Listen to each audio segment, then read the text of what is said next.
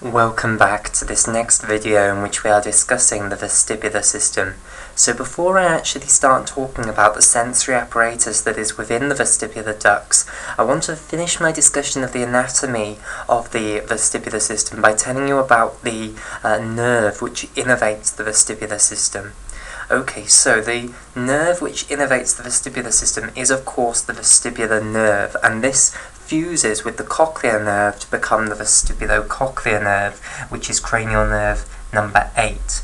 Okay, so let me just write a little bit of this down. So the vestibular nerve.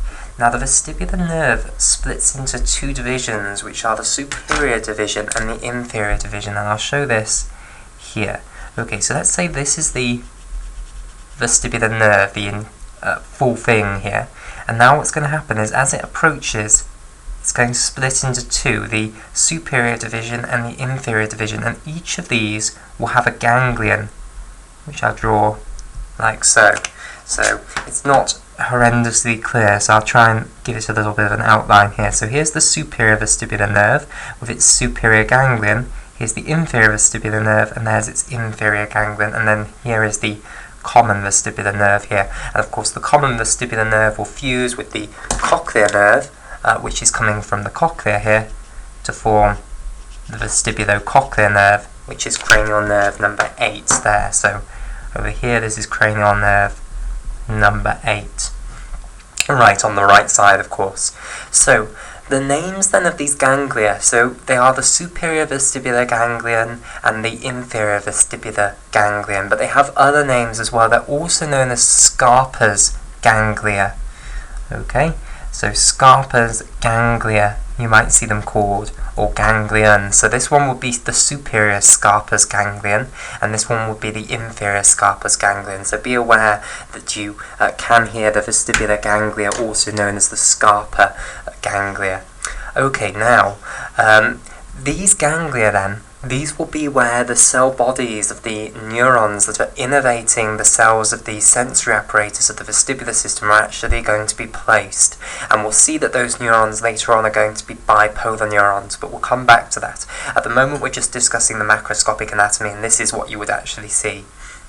Now, the superior vestibular nerve and the superior vestibular ganglion that innervates the utricle, the anterior vestibular duct sensory apparatus, and the sensory apparatus of the horizontal vestibular duct. So I'll show this here. So here is one branch going to the utricle, one branch going to the ampulla of the anterior vestibular duct there, and one branch going to the ampulla of the horizontal vestibular duct, because the ampullae are where the sensory apparatus of the semicircular ducts are going to be placed. As for the inferior vestibular nerve and the inferior Scarpa's ganglion, it will have a branch going to the sensory apparatus of the saccule here, and it will also have a branch going to the posterior semicircular duct's ampulla. And that will go behind the labyrinth, so I can't really show this one. It will go behind labyrinth to that ampulla at the back there of the posterior semicircular duct. Okay, so overall, what have we seen there? We've seen the vestibular nerve. It has two divisions, which are the superior vestibular nerve, this one here, and the inferior vestibular nerve. The superior vestibular nerve innervates the utricle as well as the sensory apparatus of the anterior semicircular duct and horizontal semicircular duct, whilst the inferior vestibular nerve, that innervates the sensory apparatus of the saccule and the sensory apparatus of the posterior semicircular duct. And both of them have ganglia, which is where the cell bodies of the neurons that are actually innervating the sensory apparatus is going to be placed. And these are either called the vestibular ganglia, or you can call them Scarpa's ganglia. And of course you'll have one for each of these two vestibular nerves. You'll have a superior Scarpa's ganglion and an inferior Scarpa's ganglion. Finally, the vestibular nerve will fuse with the cochlear nerve coming from the cochlea here to form the vestibulo-ocular nerve, which is also called cranial nerve number 8, which is why I have put CN for cranial nerve there, and then the Roman numeral for 8.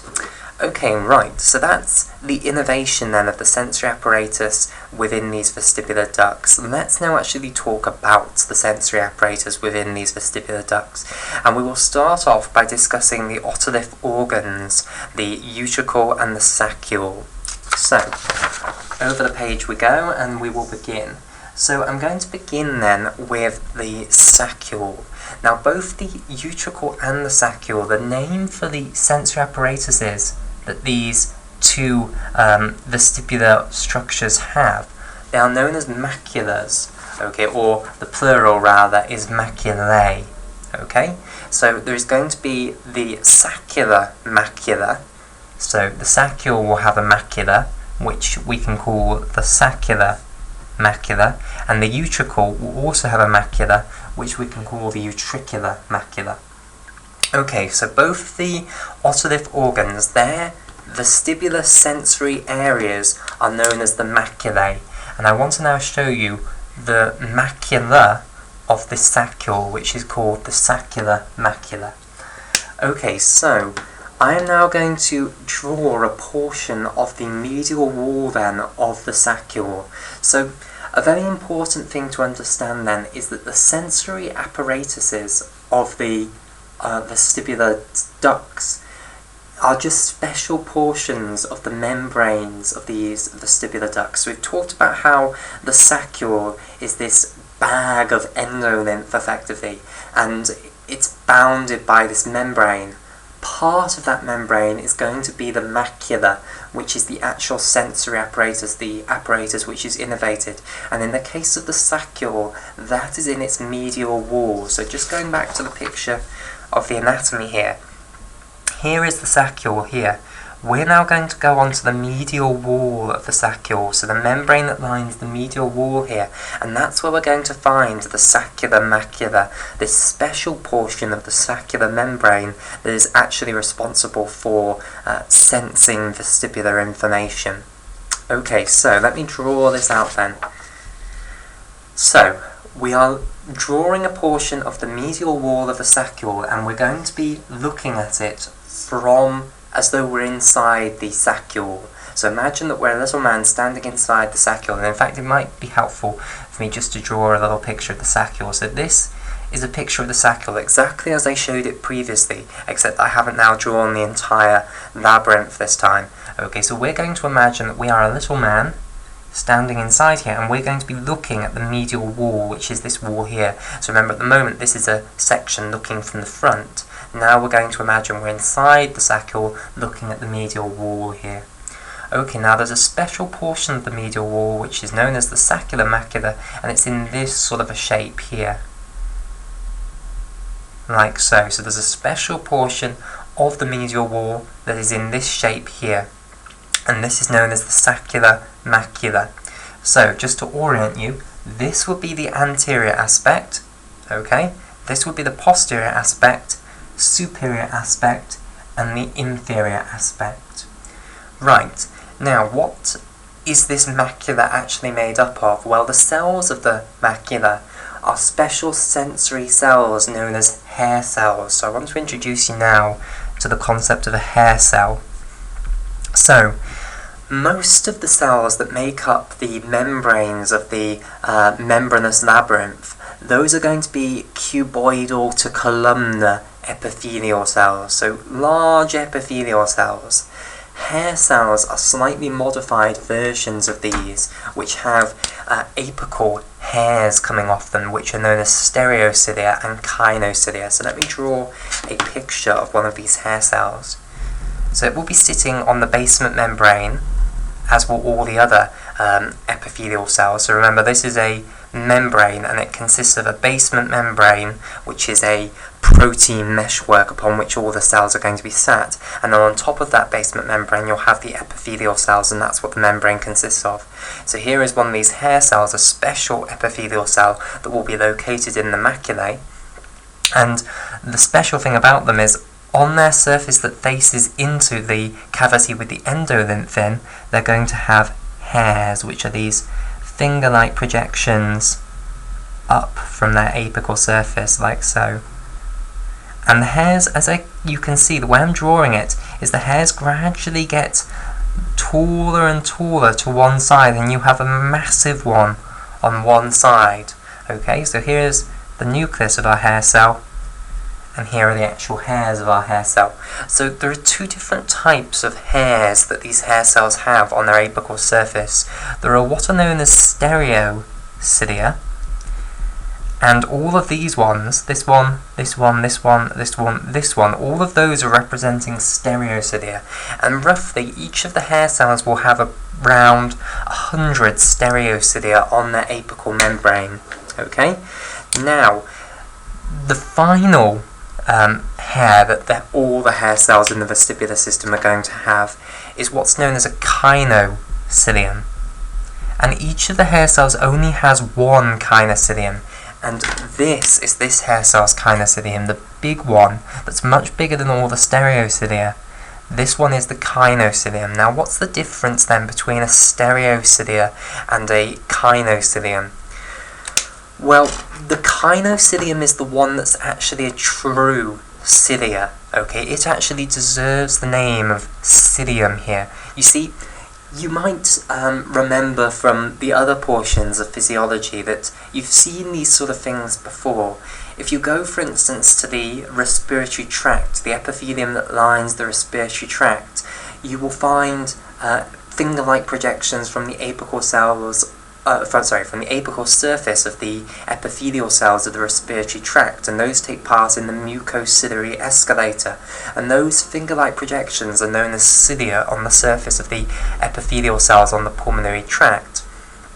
If you go, for instance, into the gastrointestinal tract, let's go into the small intestine, for instance, you will find finger-like projections from the epithelial cells that line the gastrointestinal tract, small intestinal region as well, and those are called something very different. Those are called microvilli. So the question is, what is actually the difference between cilia and microvilli? Because it's the same difference between kinocilia and stereocilia. Okay, they're both, as far as drawing a picture of them is concerned, very similar. They both look like finger-like projections of the membrane outwards.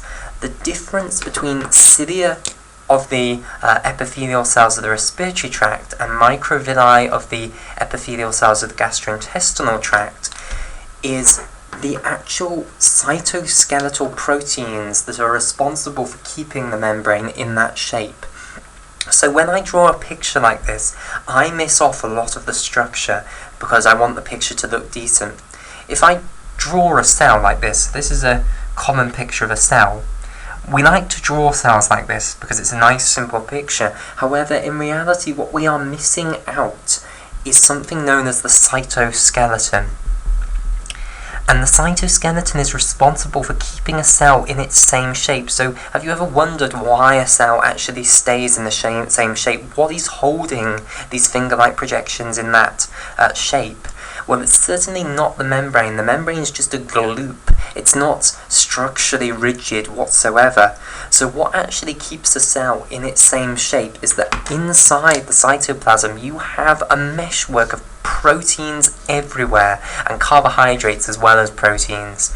Okay, so loads of fibers that are everywhere, and I'm making a complete mess here, and in fact I'll do it in a black pen to illustrate it better. So you've got fibers everywhere, all stuck together, forming a rigid structure, and this is what's called the cytoskeleton. So cyto means cell, skeleton, of course, that's the thing that holds something up. So this is the structure inside a cell which holds it in the same shape, and this is what's holding up the membrane. The membrane is hoisted up by the cytoskeletal proteins. So inside these finger-like projections, if they're going to be maintained, you have to have loads of cytoskeletal proteins, and that's the bit that I've missed off in these pictures. So these structures are actually filled with cytoskeletal proteins. That is the reason the membrane maintains that shape. The difference then between cilia and microvilli is what cytoskeletal proteins are actually involved in holding the membrane in that shape. So in the case of cilia of the respiratory tract epithelium, the cytoskeletal proteins that hold them in that shape are the microtubules. So microtubules are a type of cytoskeletal protein. So cilia, they are held up by microtubules that are inside them. In the case of microvilli, it's a different protein, a different cytoskeletal protein. Indeed, it's the cytoskeletal protein actin instead. So that's the fundamental difference between a cilium and a microvillus. Okay, they have different cytoskeletal proteins responsible for their structure, and it's the same difference between these stereocilia and these kinocilia of these hair cells of the vestibular system. The stereocilia, really this name isn't quite true, because they're not actually like the cilia. They are actually far closer to the microvilli. They are held up by an actin cytoskeleton inside them. So inside these ones, you have an actin cytoskeleton holding them up. Whereas the one kinocilium that each of the hair cells has, that is like the cilia of the respiratory tract epithelium. That actually is held up by microtubules. So inside here, you're going to have a microtubule meshwork holding up that kinocilium. Okay, so these are hair cells, and these are going to be really important as part of the sensory apparatus of the vestibular system. Okay, so in these macular regions then of the otolith organs, and we'll come on to the fact that the utricle has a macula as well, you have these special type of epithelial cells lining the membrane, rather than just the normal cuboidal epithelial cells that you'd have everywhere else, and these are these hair cells. Okay, now, the hair cells, as we've seen, have an orientation. They have one side which has the kinocilium. So in this case, this is the side with the kinocilium. And then all the other stereocilia, they build up as you get close to the side where the kinocilium is. So you can see that I've drawn the stereocilia getting gradually taller as we approach the side where the kinocilium is. That is the way it actually is. So these cells are polarized effectively. They have one side where they have tall finger-like projections, and one side where they have small finger-like projections. Okay, so this is a key concept, that the hair cells are polarized. They have an orientation. Okay, so I will call the orientation of a hair cell with this arrow here. So the arrow is showing the side where the kinocilia is based. Okay, so it's just demonstrating the polarization of these cells. Right, so what I now want to talk about is what is the orientation of the hair cells that are in the macula of the saccule here. Okay, so we've got loads of hair cells on this medial wall here, and I'll just remind you, this is the anterior aspect, this is the posterior aspect over here, this is the superior aspect up here, and this is the inferior aspect down here. So we've got loads of hair cells on this portion of the membrane. The question now is, what is their polarization? Well, an important concept now is that there is a line down the middle of the saccular macula, which is known as the striola. So let me just draw this striola in. So here, this is called the striola, and we can describe the orientation of the hair cells in terms of the striola. You see, all of the hair cells are actually oriented away from this line, which we call the striola. So down the middle of the macula, there is this division, effectively, that we call the striola, and on one side of the striola, the hair cells are going to be facing one way, so I'll draw this on, so they're going to be facing away from the striola, like so. Okay, so all the hair cells down here are going to be facing away, so their kinocilia are going to be oriented away from the striola, so they'll have this side closest to the striola, and their kinocilia oriented away from the striola. And then on the other side, they'll be oriented in the opposite direction, but still pointing away from the striola. So the striola is this line that we can recognize because all of the kinocilia are oriented away from the striola. So on this side it will be like so. So the kinocilia, again, they'll be oriented away from the striola, but you can see that they're now oriented in the opposite direction with respect to the ones on the opposite side of the striola. So all of the kinocilia are always oriented away from the striola in the case of this saccular macula. Okay, so that's a picture then of the saccular macula with the hair cells and their orientations on there. The next thing that I need to tell you about is on top of this saccular macula, you're going to have something known as an otolithic membrane. Okay, so I'll draw a picture of this, and the way I'll do it is I'll draw the macula just like so. So we've changed the orientation that we're looking at this picture. Now we've imagined rotating this around. Imagine cutting this out, rotating it around, and let's say that this is the macula here. Now, stuck on top of the macula is a structure known as an otolithic membrane, and you're going to have one of these on top of the macula of the utricle as well as just the macula of the saccule. So here is the macula here in red, and now let's understand what the otolithic membrane is. So the otolithic membrane has two components. Firstly, it has a gelatinous matrix component. So the first component of the otolithic membrane is a gelatinous matrix component. So I'll draw this on here. So stuck on top of the macula, we're going to have this gelatinous matrix, and all of the hairs of the hair cells of the macula, these are going to be stuck into this gelatinous matrix. So this is going to be stuck on top of the hairs, and the hairs are going to be sort of implanted into the bottom of this gelatinous matrix. Okay, so that's the first part of the otolithic membrane. And then stuck on the top of the gelatinous matrix, so on the bottom, and you've got the hairs of the hair cells stuck into the gelatinous matrix, but you've also got things stuck into the top of the gelatinous matrix. You have tiny little crystals of calcium carbonate, and I'm drawing these in orange here, and I hope they show up. I'll change them to being represented in black, because the orange dots aren't showing up particularly well on the camera. Okay, so these tiny little black dots, these are stuck into the top of the gelatinous matrix, and these are known as otoconia. Now what does that mean? Otto means pertaining to the ears, conia means sand, so this actually literally means ear sand. And that really paints quite a good picture of what these things are. They're tiny little granules, just like sand is tiny little granules, that are stuck onto this gelatinous matrix, which you can imagine as sticky gloop. Okay? So, these are tiny little crystals of calcium carbonate then, which has this formula here. So the carbonate ion is CO3 2-, drawing a picture of it here. So you have CO, so the carbon atom at the centre, double bounds to an oxygen, and then singly bounds to two oxygen atoms, like so. And then you have negative charges on both of these oxygens because they've acquired electrons from somewhere. And then the calcium ion will have a positive charge of 2.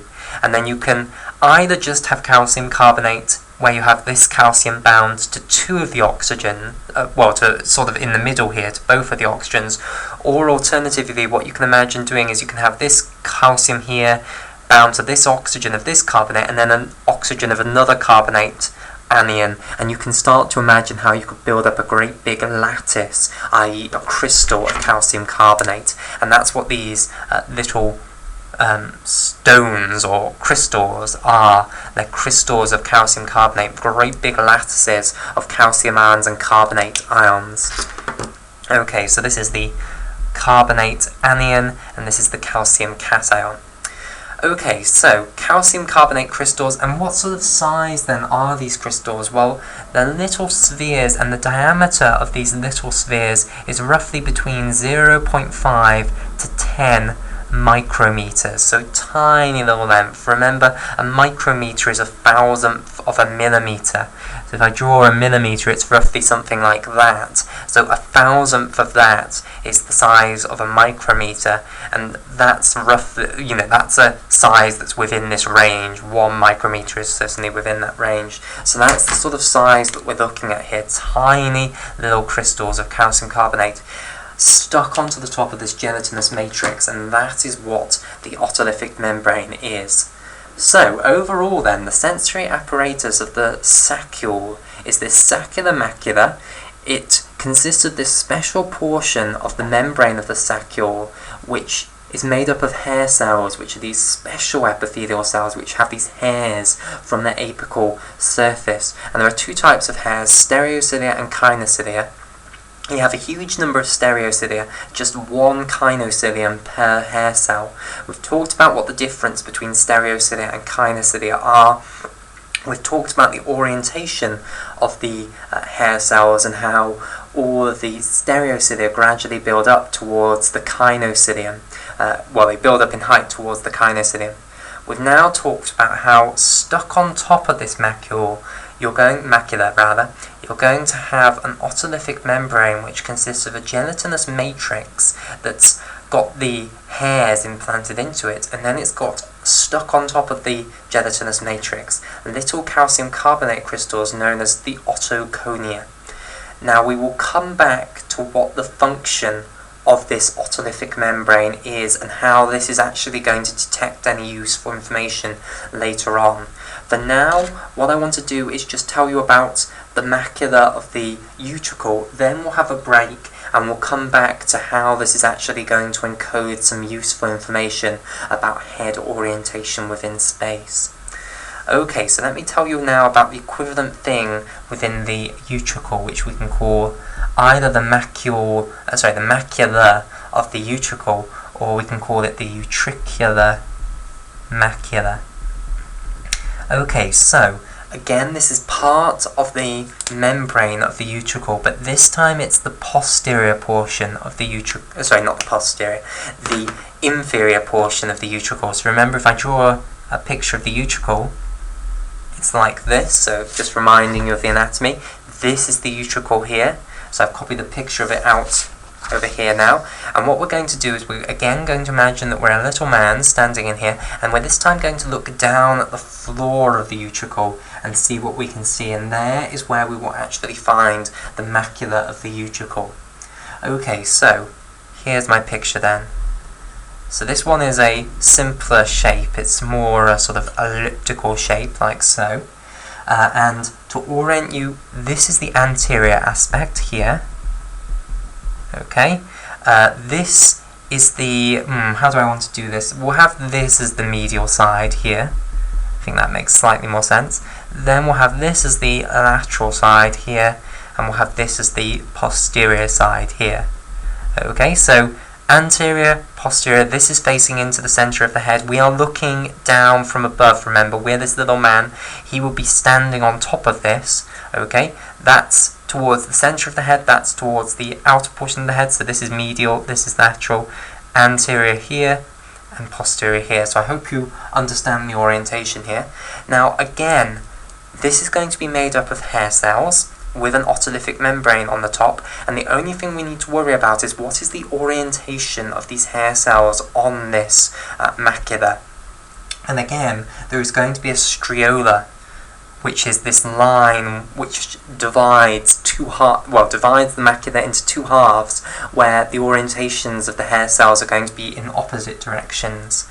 Okay, so the striaula in this case goes kind of like this, so it's on the medial side like so, and in this case it's the absolute opposite to the saccular macula, i.e. all of the hair cells are going to have their kinocilia oriented towards the striaula rather than away from the striaula. So this is going to be the orientation of the hair cells, it's going to be always towards the striaula here. So I'll just colour in the striaula in red like so. Okay, and you can see I've drawn arrows like this, and this is supposed to be implying that all of the hair cells on this portion of the membrane are going to have their kinocilia oriented towards the striaula, and then the stereocilia will build up towards the kinocilium.